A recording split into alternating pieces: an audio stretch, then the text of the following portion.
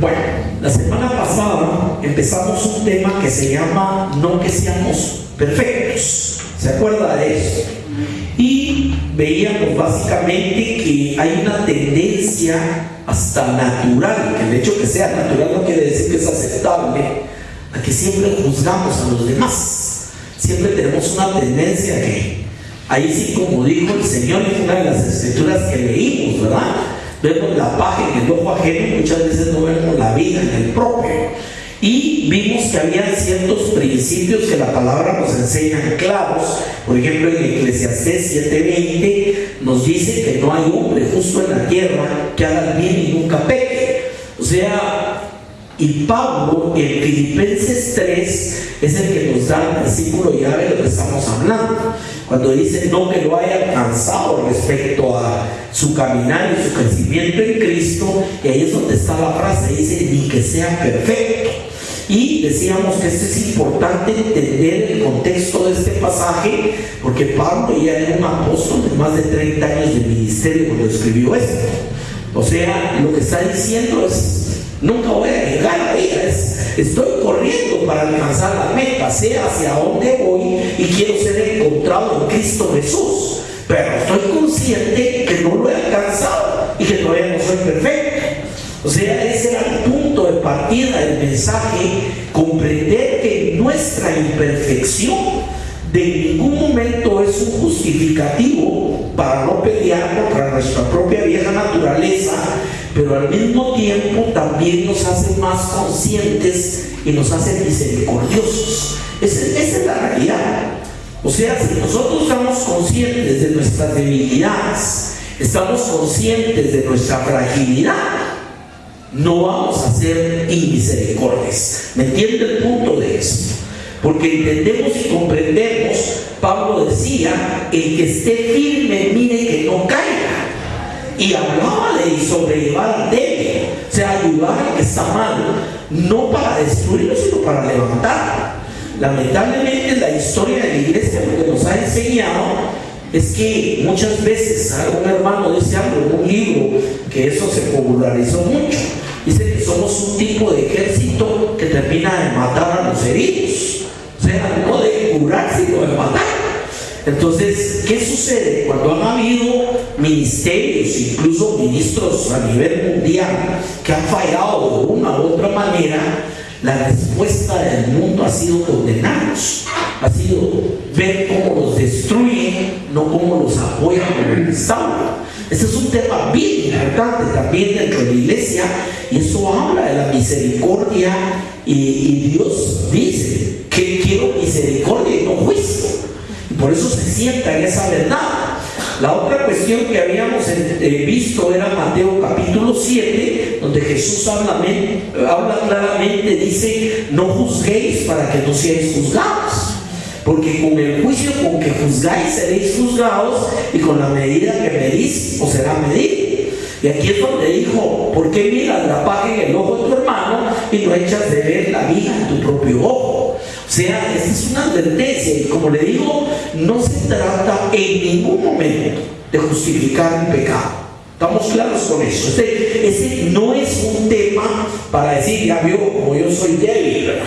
Yo conocí a una persona hace años, incluso tuvimos una relación de trabajo mucho tiempo, y este hombre andaba con la que se le ponía enfrente, y supuestamente se había convertido en una iglesia, y una vez lo confrontamos y le preguntamos, y el pensamiento era terrible. El pensamiento era, si Dios me hizo así es porque Él quiere, y si me sale la oportunidad es porque Dios me la sale.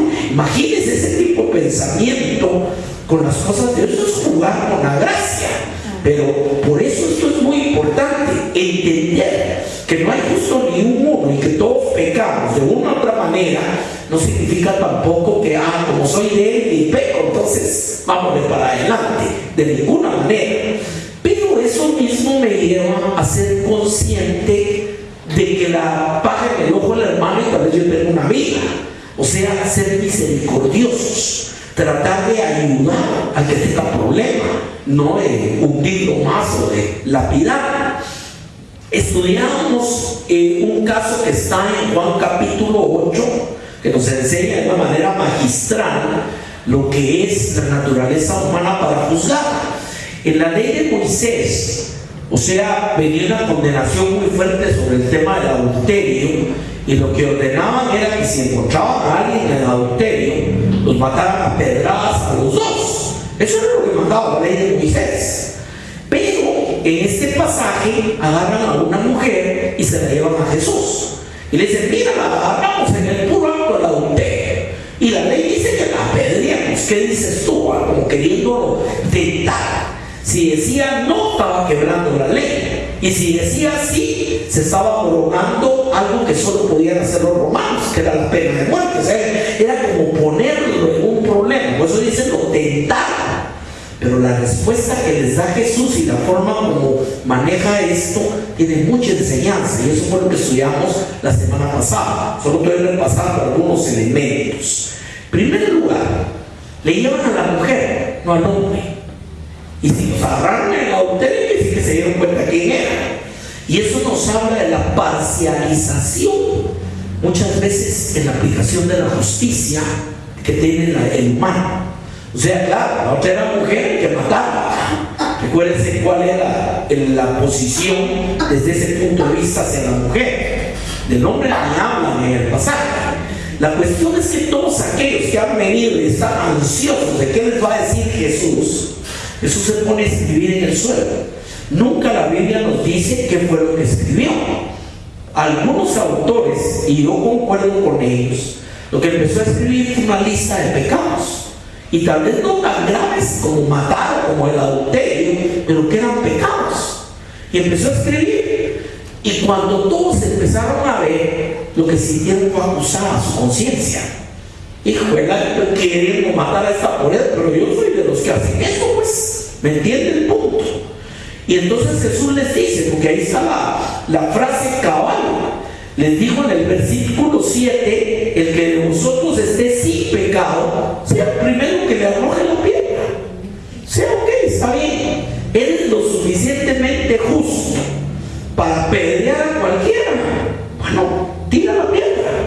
Y dice que se empezaron a ir uno por uno. Y dice, de los más viejos a los más jóvenes, y ninguno quedó, porque estaban acusados por su conciencia. O sea, por eso le digo, la enseñanza de este pasaje tiene muchísimas cosas, y ahorita solo estoy haciendo un resumen. La semana pasada vimos por lo menos 8 cosas que están ahí. La cuestión fue que cuando se fueron todos, la mujer se quedó ahí a los pies de Jesús, y Jesús le pregunta y le dice: mujer, ¿quién te condena? Y aquí la pobre, ¿verdad? Nadie, ¿no? Bueno, le dice: yo tampoco te condeno, vete, oiga bien, y no peques más. Aquí hay 3 elementos. Primero, Él no vino a condenar, vino a justificar, vino a perdonar, vino por la misericordia de Dios. O sea, la posición frente al pecador es: yo no te condeno, pero al mismo tiempo la libertad, vete. O sea, eso es muy importante dentro de todo el proceso de perdón. Pero de una vez le advierte: no peques más. O sea, aquí tenemos un equilibrio perfecto de esto. La misericordia perdona y liberta, pero no es licencia para seguir pecando. ¿Ya me entiende el punto de eso? Y ese es el equilibrio. Pareciera sencillo, pero ese es el equilibrio que cuesta mucho llegar a manejar en la vida. Y por eso lo que vamos a estudiar hoy son 2 pasajes más. El primero de ellos es por qué Jesús es nuestro abogado. Ese es el primero.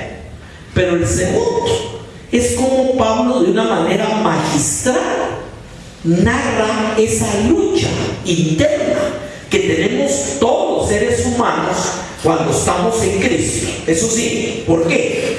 Porque hay un tipo de persona que ya tiene cauterizada la conciencia de que ya no tiene ninguna lucha de lo que hace. Lo hace y para él es lo más natural del mundo.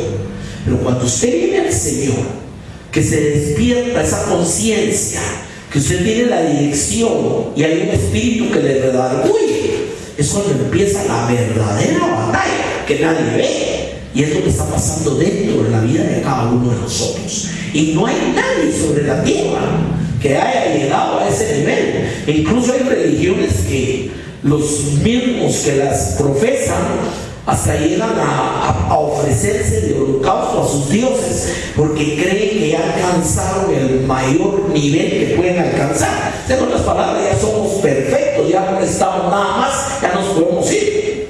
Imagínense el pensamiento de religiones de ese corte que son básicamente religiones orientales. Pero ese es el tipo de situaciones. Entonces, vamos a hablar de estos dos pasajes bajo el trasfondo de lo que hemos venido hablando de no soy perfecto. ¿Ya? Ese era el resumen para poderlo llevar a donde vamos a empezar. Bueno, primera de Juan, vamos a ver unos versículos en el capítulo 1 y otros en el capítulo 2. Siempre la epístola de primera de Juan. En el capítulo 1 vamos a leer el verso 8 al 10 y quiero que le ponga mucha atención. Incluso me voy a detener un poquito de forma exegética porque hay que explicar algunas cosas. Dice Juan, primera de Juan 1:8: si decimos que no tenemos pecado, nos engañamos a nosotros mismos y la verdad no está en nosotros. Fíjense que este es un tema bien, pero bien frontal contra el tema del pensamiento fariseo en la época de Jesús. O sea, ¿cómo se consideraban ellos? El mismo apóstol Pablo en Filipenses 3 dice: fariseos en cuanto a la ley, ¿cómo se llama? Circuncidado al tercer día en la familia de Benjamín. O sea, saca todo el currículum. Y eso los llevaba a un orgullo espiritual terrible. Por eso cuando Jesús cuenta la parábola del fariseo que llega al templo, le dice al Señor, le va a presumir: yo te doy diezmo de todo, yo hago esto, yo hago lo otro, y al final viene el un pecador en la puerta y dice: y no soy como ese que está ahí en la puerta. Imagínense, esa era la mentalidad. Entonces, ¿qué es lo que sucede con esto? Dice la palabra: si decimos que no tenemos pecado, nos engañamos a nosotros mismos. El primero que se engaña a sí mismo es uno. Y déjenme decirle, hay líderes religiosos en el mundo que casi que los consideran inmaculados. ¿Me entiende? O sea, creen: no, ese sí, ¿cómo va a ser que se peque? Pues son de carne y hueso, igual que cualquier otro. Y dice la palabra que la verdad no está en nosotros. Ahora, dice el verso 9. El primero es que pecamos. El segundo: si confesamos nuestros pecados, Él, o sea Dios, es fiel y justo para perdonar nuestros pecados y limpiarnos de toda maldad. Y quiero hacer una pregunta como algo que se usó como una alegoría en esto. Usted se baña el 1 de enero para todo el año. Si es así, ahí me cuenta, para ver que le regalar bastante desodorante. O sea, o come el lunes, el domingo, va a almorzar hoy para toda la semana. Hay muchas cosas que son círculos, son situaciones repetitivas. Y el perdón es así. Es lo que nos cuesta entender desde el punto de vista teológico. O sea, primero, ¿a quién le está escribiendo Juan este epístola? A todos los pecadores que no conocían a Cristo, a los romanos. O sea, usted está escribiendo a la iglesia. Esa es la iglesia que le dice: mire, si usted cree que no tiene pecado, se engaña a usted mismo. Pero eso no significa que ya lo echaron, ya lo destituyeron. No. Pero si confesamos nuestros pecados, Él es fiel y justo para perdonarnos y limpiarnos de toda maldad. ¿Me entiende cómo viene amarrado el tema del perdón con el tema de reconocer que soy pecador? ¿Por qué mucha gente no llega a Cristo? Porque tienen su propia justicia antepuesta. Yo soy bueno, no le hago mal a nadie, yo ayudo, en otras palabras, Dios me tiene que felicitar. Y además, Jesús vino por todos esos que estaban ahí en Pavón y en otros lados, no por mí. Es eso, es engañarse a sí mismo, ¿me explico? Y con el agravante que entonces no confesamos nuestros pecados. Esa es la otra cosa. Si confesamos nuestros pecados, Él nos va a perdonar y nos va a limpiar de toda maldad. ¿Qué fue lo que hizo Jesús con aquella mujer?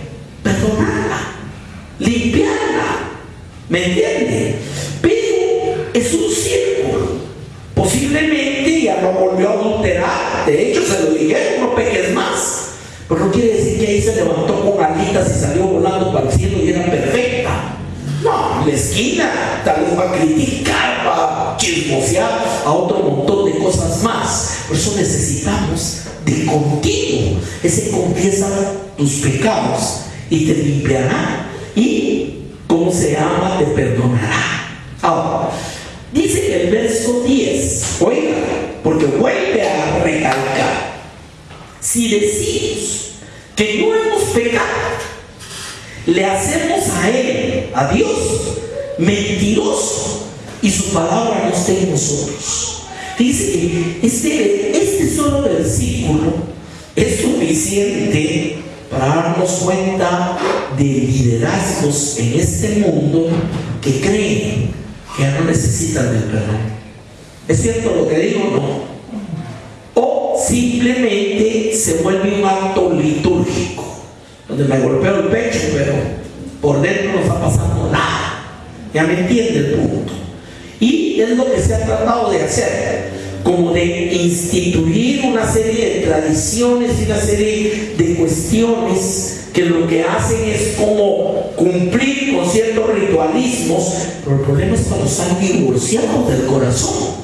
Jesús dijo: este pueblo de labios me honra, pero su corazón está lejos de mí. Ese es el problema, ¿me entienden? Y claro, eso no lo podemos juzgar nosotros tampoco. O sea, si yo veo aquí a los hermanos golpeándose el pecho, pues, aquel no es cierto que sientan, aquel sí. No, eso es personal entre Dios y nosotros. ¿Estamos claros con eso? Por eso toda la doctrina de la confesión no es con usted ni con el otro, pues. Cuando habla de confesar los pecados unos a los otros, es las cosas que yo he fallado contra usted. ¿Me entiende el punto? Pero no voy a buscar a alguien y le voy a confesar mis pecados y todavía con el aquello más. No tenga pena usted. Haga tal cosita y ya, limpiecito. ¿Será así la cosa? Ahora, nótese, dice que si decimos que no hemos pecado, hacemos algo mentiroso. Y por eso, durante esta tierra, durante los pies en esta tierra, vamos a llevar esto toda la vida, así como lo voy. Por eso Pablo decía: no soy perfecto, no lo he alcanzado, sino prosigo. Por eso todos aquellos, si alguien está limpio, ya está listo, tírenle la piedra, mejor me voy. Nadie estaba listo. ¿Ya me entiende el punto? Alguien pensará: bueno, y entonces toda la obra de la cruz, etc. Por supuesto, la obra de la cruz es la única manera como Él nos limpia y nos justifica. ¿Me explico? Es la única manera. Pero mientras estemos en esta tierra, esa obra tiene que estar siendo aplicada. No es: mira, confesé, perdonó, me limpió, ay, nos vemos el día que me muera. No es así la cosa. La vida cristiana es una vida de trabajo contra nosotros mismos, nuestra naturaleza caída, peleando por agradar a un Dios santo, pero sabiendo que no somos perfectos, pero que si confesamos nuestros pecados, Él es fiel y justo para perdonarnos. Miren qué belleza esto, ¿no? Ahora, ¿qué pasa cuando hay algún problema y usted necesita a alguien que le represente ante una autoridad? Ese es el capítulo 2, versículo 1 de Primera de Juan. Miren lo que dice: hijitos míos, estas cosas las escribo para que no pequéis. Ahora, ese no pequéis se da en el sentido literal. Mire usted, ya no peque más, se acabó, hasta aquí. La próxima vez al infierno de una vez. Será en ese sentido.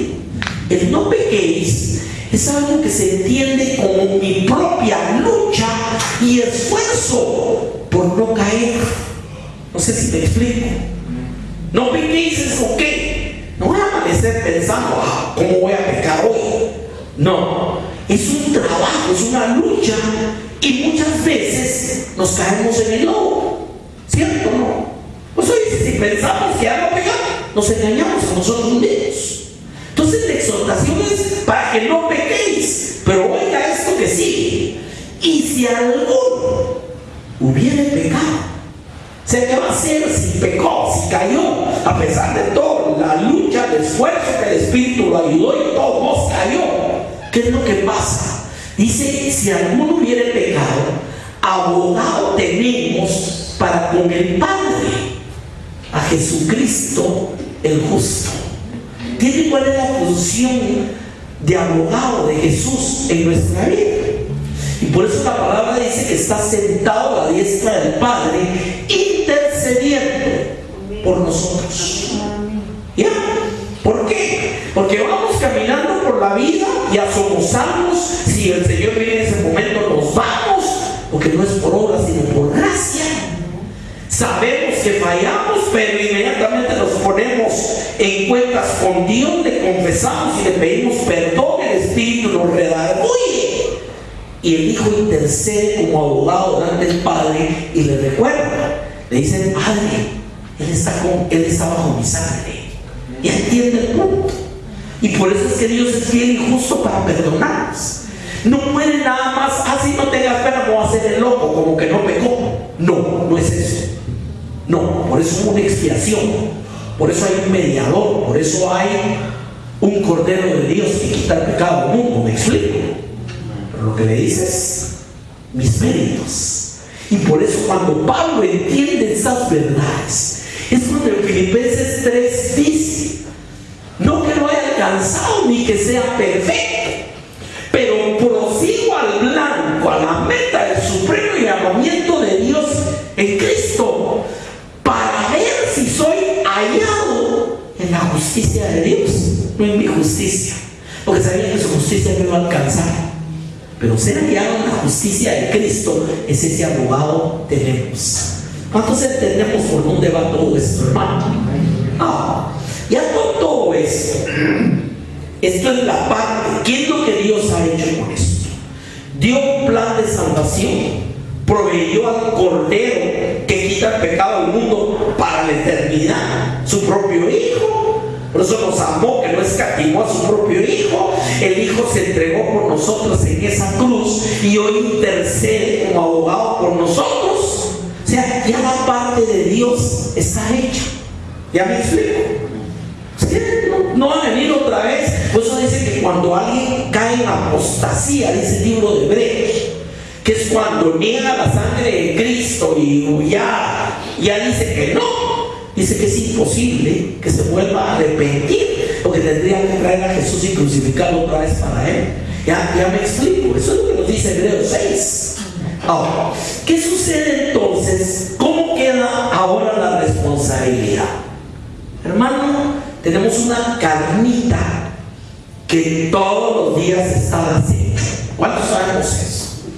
Y está esperando para punchar cada cosa, una maraca, cualquier cosa que le haga a usted, está lista para, y que le encanta que usted piense que usted ya es perfecto.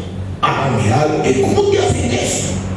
Tú, el santo, el perfecto. No, eso es mandarlos al infierno. Esa es la carne de nosotros, la que tenemos, ¿cierto o no? Y es la realidad. Ahora, viene el apóstol Pablo y en Romanos capítulo 7, vamos a empezar en el verso 14, tiene una reflexión profunda de esa lucha. Son los pasajes más bellos de la Escritura. Es esa reflexión de esa lucha, pero también es la comprensión clara. Eso es muy importante, de cómo conviven esas dos naturalezas y qué es lo que una lleva y qué es lo que lleva la otra. Todos somos dos en uno, hermano, lamentablemente en ese sentido. Dice Romanos 7:14: sabemos que la ley es espiritual. Y mire lo que dice el apóstol: mas yo soy carnal vendido al pecado. Cualquiera hubiera dicho, eso lo dijo Pablo antes de Damasco, antes que lo botaran del caballo y conociera a Cristo. No, lo está escribiendo muchos años más, ya con ministerio por atrás y por delante de su vida. O sea que estaba consciente. Dice, la ley es espiritual, yo soy carnal, vendido al pecado, porque está ahí esperando donde me mete zancadillo, donde me empuja. Y dice, oiga, esto es bien importante, verso 15, porque lo que hago no lo entiendo, pues no hago lo que quiero, sino lo que aborrezco, esto hago. Yo le voy a hacer una pregunta, hermano. ¿No se siente así como sucio a veces cuando hace algo? Por ahí igual alguien a chismearle y usted paró siendo parte del chisme. Por ahí pasó otra cosa y usted está haciendo lo que no debe y se siente mal. Sabe que eso no le agrada a Dios. ¿Es cierto o no es cierto? Sin embargo, pacatán, ¿es cierto o no? Pues Pablo dice, lo que hago no lo entiendo, porque hago lo que no quiero. O sea, saber cuántas veces se salió de sus casillas de arroba Biblia a los hermanos. Y después decía, no, si yo soy pastor, tengo que bajarle esto, porque ¿qué van a decir? ¿Me entiende el punto? Pero entendía esa lucha. O sea, se lo vuelvo a leer. Lo que hago no lo entiendo, pues no hago lo que quiero, sino lo que aborrezco. Eso paro haciendo, pues. Y dice el verso 16: y si lo que no quiero, esto hago, apruebo que la ley es buena. O sea, la ley no le fue dada al hombre, eso es bien claro doctrinal, para que se salvara. No era agarrar la ley así, tildes y comas y decir, bueno, yo ya cumplo esto, pero en el detalle. O sea, que conmigo Dios no tiene nada que hacer, no hay problema. Yo lo cumplo todo, no se puede. Sin embargo, se volvió un punto de comparación de orgullo espiritual. ¿Cuántos versículos cumpliste? Yo cumplo 500 de los 600 y pico mandamientos de la ley de Moisés. Te gané, yo cumplo casi los 600 ya. Y por ahí vino el otro y dijo, pobrecitos los considero cuando yo estaba ahí, yo ya llegué a cumplir todo. ¿Me explico el punto de esto? Ese era el sentimiento. Ya se puede imaginar cuando llevaron a la mujer a apedrear. Todo el mundo era juez, todo el mundo era lo mejor del mundo, eran los escogidos inmaculados de Dios. Mira aquí, esta mujer hay que matarla. Les empezaron a sacar los trapitos al sol y nadie se atrevió. ¿Entiende cuál es el punto del pasaje este? Porque le voy a decir, hermano, aquí entra en juego algo que es sumamente importante, y es nuestra conciencia. La conciencia es ese motorcito allá adentro. En los programas o las caricaturas me ponen jocoso. Salió un diablito diciendo, hacelo, y un angelito diciendo, no lo hagas, está mal. Esa es la conciencia. ¿Me explico? Y le voy a decir, dice que si la conciencia no nos redarguye, es que estamos bien con Dios. Porque esa sí no perdona, hermano. Y gracias a Dios por la conciencia. ¿Es cierto o no? Y cuando la persona se empieza a endurecer, lo hace la primera y la segunda y la tercera y la 10ª vez, hay un momento que se puede llegar a cauterizar la conciencia. O sea, ya no se siente. ¿Me explico? Y eso es terrible. Ahí es donde viene incluso el tema de la apostasía para alguien que fue cristiano. Porque vuelve otra vez a pecar y se va cauterizando la conciencia hasta el momento que ya no, ni siquiera quiere ver a Cristo. Y le voy a decir, fíjese que todo esto se expresa de maneras muy terribles en la naturaleza humana. Y todo volvemos al huerto del Edén. ¿Qué fue lo primero que hicieron Adán y Eva cuando se dieron cuenta que habían pecado? Irse a esconder. Entonces, el hombre trata de esconderse atrás de la religión, atrás de cualquier cosa, porque se siente desnudo delante de Dios. ¿Entiendes? Es la conciencia. Luego, lo que hay que tener cuidado, viene Dios y los encara. ¿Y qué le contesta? Sí, Señor, pequé, perdóname. No. Mira, la mujer que tú me diste. O sea que aquí el primer culpable eres tú. ¿Cómo me das a esta mujer que me sea pecado y caída? ¿Me entiendes? Eso le estaba diciendo. No hay otra. Le estaba echando la culpa en primer lugar a Dios, en segundo lugar a la mujer. O sea, yo estaba muy bien sin comer del árbol hasta que esta me vino a tentar, pues. ¿Ya me entiende? Va, ¿y qué le contesta a la mujer? Es que la serpiente, el diablo, muchas veces es la forma de su conciencia. No, es que mire, el diablo no se duerme usted, ni usted tampoco. ¿Ya me entiende el punto? Entonces, el tema de la conciencia es la única que nos puede hacer entender que pecamos y que si confesamos, Él es fiel y justo para perdonarnos y limpiarnos de toda maldad, y que tenemos abogado delante de Él. ¿Ya me entiende el punto?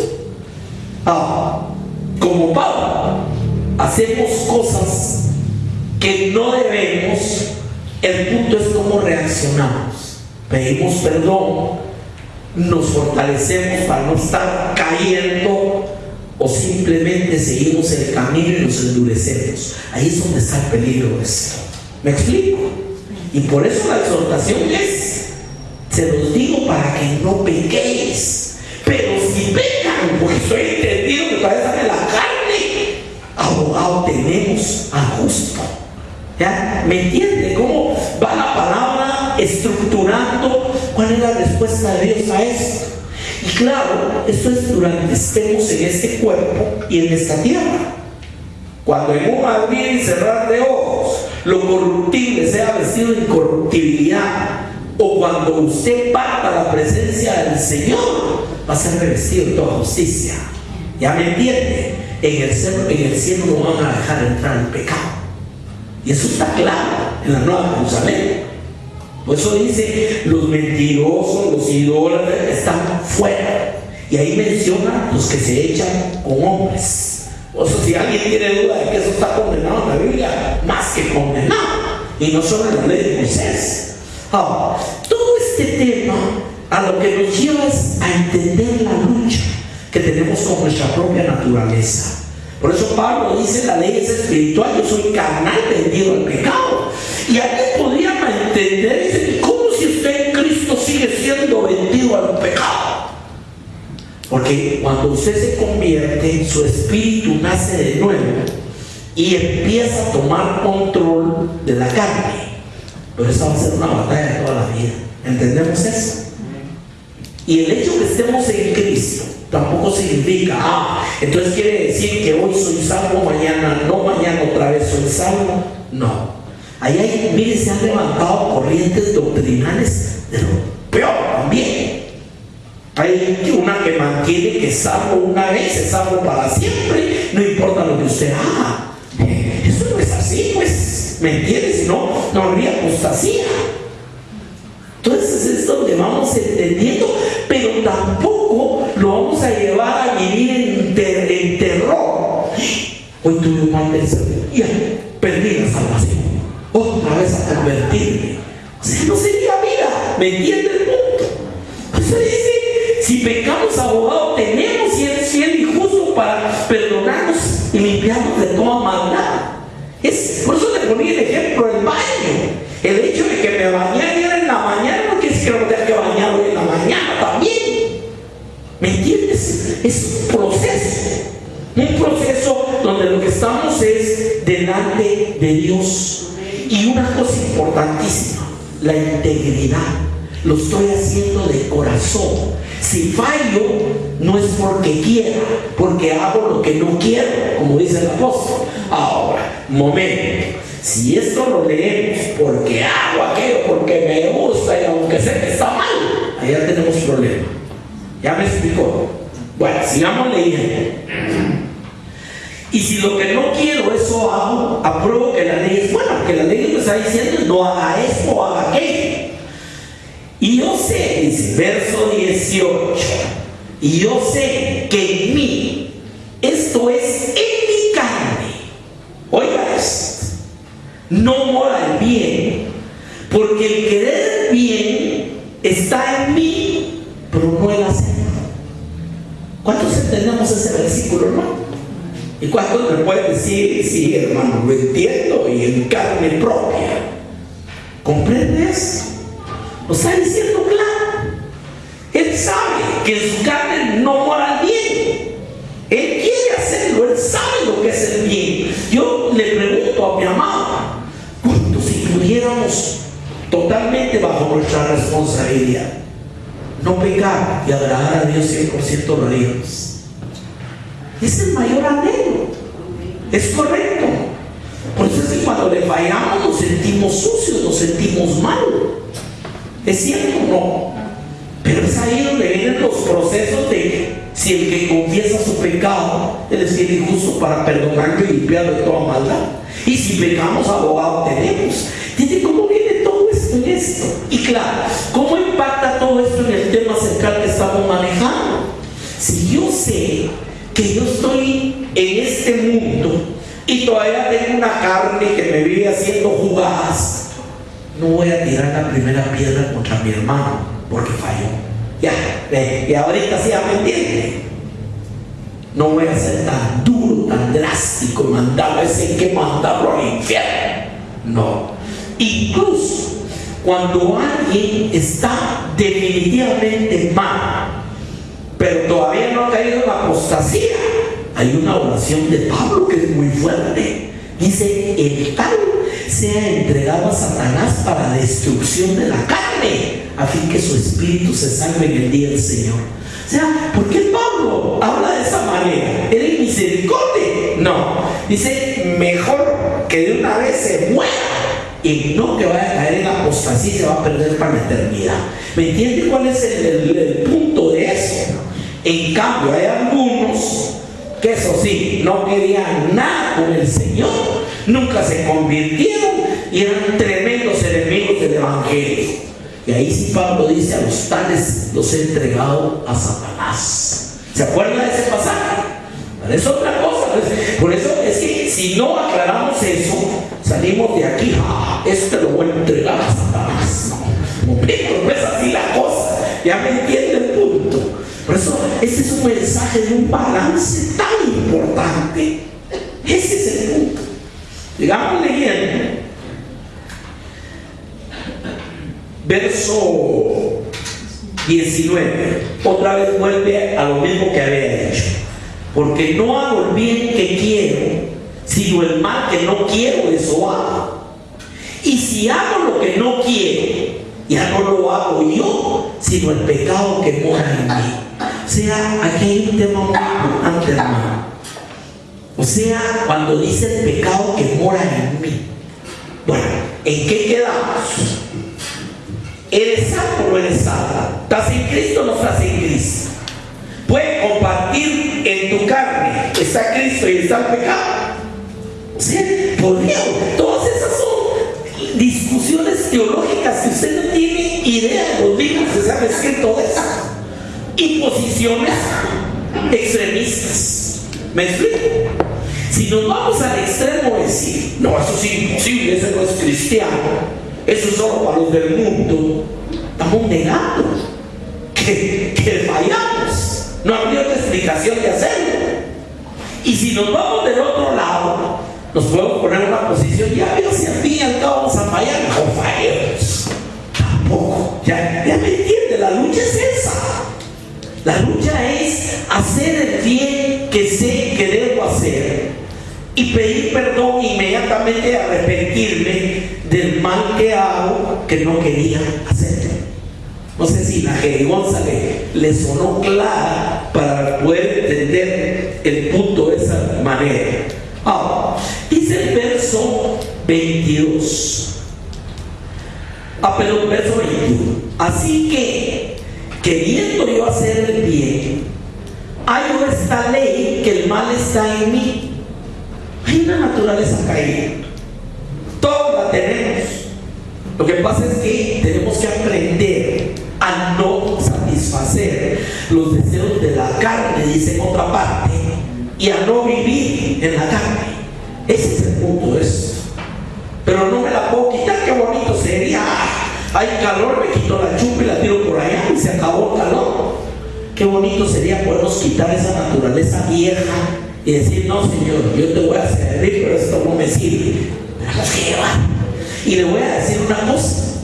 Hay una alegoría muy interesante en eso. ¿Por qué cuando le dio la tierra prometida al Señor, de un plumazo no echó a todos de una vez de ahí? Y le dijo al pueblo: baja, toma posesión y sentate ahí, pues no hay batallas que pelear. ¿Hubieran apreciado, hubieran entendido eso o no? ¿Me entiende? Y pasó algo. Usted sabe que no derrotaron a todos los enemigos. Algunos los toleraron y los dejaron, como los gabaonitas. Y dice la palabra que quedaron como aguijones en su carne. Y esas mismas, pues esos mismos pueblos los contaminaron a ellos después. Ese es el problema, ¿me entiende? Pero esa lucha de la tierra prometida es una alegoría de cómo le vamos ganando los reyesitos que teníamos en nuestra vida cuando no conocíamos a Cristo, y los vamos echando fuera uno por uno y les vamos botando las ciudades amuralladas que habían hecho ya en nosotros. ¿Me explico? Ese es el punto de la guerra, la batalla. Esa batalla es la batalla que nadie te puede ayudar más que el Espíritu Santo. Ay, hermano, ore por mí para que yo haga lo que tengo que hacer y no lo haga lo que no quiero hacer. No, perdónenme. Es una lucha personal donde Dios te ha dado el Espíritu que te ayude en tu debilidad y que interceda por ti. Y si de todos modos fallas, abogado tenemos. Y entonces confesemos para que nos perdonen y nos limpien. Y seguimos adelante. Esa es la vida cristiana. ¿Ya entendimos eso? ¿Hacer la eternidad? No, pero igual. Cuando esto termine en esta tierra para nosotros, que puede ser por arrebatamiento, por muerte, es cuando vamos a ser mudados completamente y la redención va a terminar lo que todavía falta. ¿Ya me explico? Esa es la doctrina cristiana. Dice, según el hombre interior. ¿A quién se refiere Pablo aquí? Ya habló de que hay uno que es carnal y es el metido al pecado y es el que mora al pecado a través de él. Pero ahora está hablando de un ser interior. ¿Cuál es ese, hermano? Es el que nació de nuevo cuando se aceptó a Cristo. Y es el que empieza a crecer en usted. Y la vida cristiana es una vida de ir cediendo nuestras carnalidades a que el que gobierne sea el hombre interior, que es el que tiene la conexión directa con el Espíritu de Dios, Espíritu. Por eso Pablo escribe en 1 Corintios y dice que el Espíritu de Dios escudriña lo más profundo de Dios y de nosotros. ¿Y dónde está lo más profundo de nosotros? En la parte espiritual. Somos espíritu, alma y cuerpo. ¿Ya me explico? Entonces, esa parte, ese hombre interior, dice Pablo, porque según el hombre interior, me deleito en la ley de Dios. Si aquí no ama, yo amo la palabra de Dios. Este año cumplo 50 veces de leerla en los últimos 25 años. Leerla completa. Cada 6 meses la termino y la vuelvo a empezar, la termino. Me dice Jonathan, ya te la sabes de memoria. No, todavía no llego ahí y sigo aprendiendo, hermano. Empecé en 1995, fue algo que me propuse y durante 25 años no lo he dejado de hacer. Pero le digo una cosa: amo la palabra, me deleito en ella, pero también es la que por medio del Espíritu me dice: ahí no va la cosa, eso no estuvo bien. Y ese es el caminar diario. Y fallamos, porque ese es el punto. Si fallamos, yo no estoy diciendo que no, porque si no estaríamos engañándonos a nosotros mismos. El tema es que eso no es excusa para como soy débil, ¿Me entiende? Y miren lo que dice: según el hombre interior me deleito en la ley de Dios.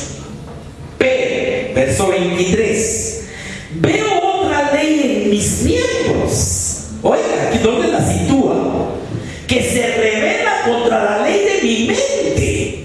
Imagínense donde aparece, recuérdense, ahorita acabamos de ver eso en un programa, aparece el diablito. Dale, hacelo si todos lo hacen, nadie te va a ver, ¿me entiende? Y aparece el otro momento. Recordate que eso ofende a Dios, recordate que eso va contra la palabra, eso ya no es comportamiento para ti. Y ahí viene la lucha. Por eso dice, oiga esto, dice: veo una ley en mis miembros que se revela contra la ley de mi mente, y oiga, y que me lleva cautivo a la ley del pecado que está en mis miembros. Yo creo que estamos claros en el pasaje, ¿no? Está hablando de esa pelea. Hay una alegoría de esto también que escribe el apóstol, y son los hijos de Abraham. O sea, Isaac, el de la promesa, y Ismael, el de la carne. Y dice que somos como ellos, que Ismael todavía está fastidiando a Isaac y oponiéndose y haciéndole lío. El otro era el hijo de la promesa. ¿Y qué fue lo que le dijo Dios a Abraham? Que fue muy duro. Le dijo: echa a la esclava con su hijo, pueden estar juntos. Correcto. Qué crueldad echarle en el desierto. No, Dios hizo cargo, porque el hijo de Abraham y había promesa. Y déjeme decirle, ahí empezó un río que hoy en la mañana sigue, y es el río entre Israel y los árabes. Hasta el día de hoy, los árabes son los ismaelitas. Ese río no termina hasta que venga el Señor también, pero ese es el origen, esa lucha de los hijos de Abraham. Y por eso, para ellos, Abraham es su padre también, y tiene una buena parte de lo que es el Pentateuco y todo también, porque si son hijos de Abraham. ¿Me explico? Entonces, esa lucha, el hijo de la carne con el hijo de la promesa, es lo que nosotros tenemos adentro. Imagínense qué belleza, qué lío, ¿verdad? Y es ahí donde nosotros le demostramos obediencia, le demostramos integridad, fidelidad a Dios. No porque somos perfectos y no fallamos, sino porque luchamos con todo para agradarlo, para vivir como Él quiere que vivamos. Y cuando fallamos, inmediatamente nos ponemos a cuenta de cómo viene el caminar cristiano, hermano. Ahora, veo otra ley en mis miembros que se revela contra la de su mente, donde sabe las cosas, y me lleva cautivo a la ley del pecado que está en mis miembros. Ahora, ¿qué conclusión llega al apóstol después que está escribiendo esas dos personalidades? El pobre era bipolar, le llamaría hoy los psicólogos. Está peleando uno contra el otro, tiene dos personalidades. Pues le tengo noticias: todos somos bipolares espiritualmente. ¿Correcto? No suena bonito, pues la verdad. Entonces, ¿cuál es la conclusión? La conclusión es muy sencilla. Viene y dice: bueno, si yo estoy solo en mi carne y estoy peleando solo yo, verso 24, miserable de mí. Miren la conclusión: miserable, porque no puedo quitar a este de encima y me fastidia la vida y me hace caer otra vez. Miserable. Y pregunta: ¿quién me librará de este cuerpo de muerte? En 1 Corintios 4, segunda, Pablo dice que gemimos en este cuerpo, ser revestidos de un cuerpo nuevo que tenemos en Dios. Por eso, Pablo, la muerte: Pablo, te vamos a matar. ¡Ay, qué bueno! Me voy a ir con el Señor porque me ponen en estrecho. No sé qué es mejor, si quedarme aquí para seguir predicando. Oye, con el Señor. O sea, que lo único que lo retenía en esta tierra era porque a través de su vehículo humano seguía predicando el Evangelio. Pero no nos asustamos con eso. La palabra dice que cuando estamos presentes en el cuerpo, estamos ausentes en el Señor. Y cuando estamos presentes en Cristo, ya estamos ausentes en el Señor. en el cuerpo. O sea, y por eso habla de ser revestido de un cuerpo espiritual. Y de cuento, la doctrina enseña que el cuerpo espiritual también es carne y hueso, pero como el que trajo Jesús en la resurrección. ¿Se acuerdan de eso? Por eso les dijo: toquen, metan la mano, miren, aquí estaban los clavos, aquí está. O sea, no era un espíritu, como algunas doctrinas pretenden enseñar. No era de carne y hueso. A ver, ¿qué tienen de comer? Ah, un mi pescadito. ¿Sí o no? En Juan, en el último capítulo, se sentó a cenar con ellos. O sea, y lo que vieron irse fue un espíritu. Salió así un vaho, así como las películas que nos ponen con toda la fantasía. O lo que se fue alguien de carne y hueso. ¿Y cómo va a regresar? ¿Ya me entiende? Y los que vengan con él, ¿con qué van a venir? ¿Con el cuerpo que dejaron aquí en la tierra para que se pudriera? ¿O con un cuerpo nuevo en Dios? ¿Cómo amarra esto, hermano? ¿Cómo era Adán y Eva? ¿Tenían un cuerpo de pecado o ellos mismos se lo fueron a buscar? Por eso cuando el pecado entró, trajo la muerte. ¿Por qué? Porque entonces el cuerpo que tenían hecho de Dios, que era perfecto, cayó en imperfección y empezaron a envejecer y a chacarse y un montón de cosas para que se murieran. ¿Entienden cómo es el proceso de esto? Es una restauración completa. Miserable de mí, ¿quién me librará de este cuerpo de muerte? Pero en el 25, me imagino a Pablo. Recuerden que Pablo escribe un sistema que se llama diatriba. Él se platica a sí mismo y sube y baja y se discute a él mismo. Entonces, fíjense que lo que hago no puedo, que lo que quiero no hago, y veo que el mal está en mí. Viene discutiendo.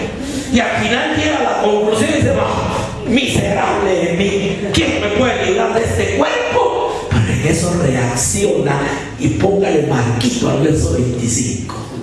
Gracias, gracias doy a Dios por Jesucristo, Señor nuestro. O sea, ahí es donde entendió: tengo abogado. Si este viejo me hace caer, vengo y confieso y me perdonan y me limpian, y ahí voy otra vez adelante a seguir con la lucha. ¿Me entiende David Pablo?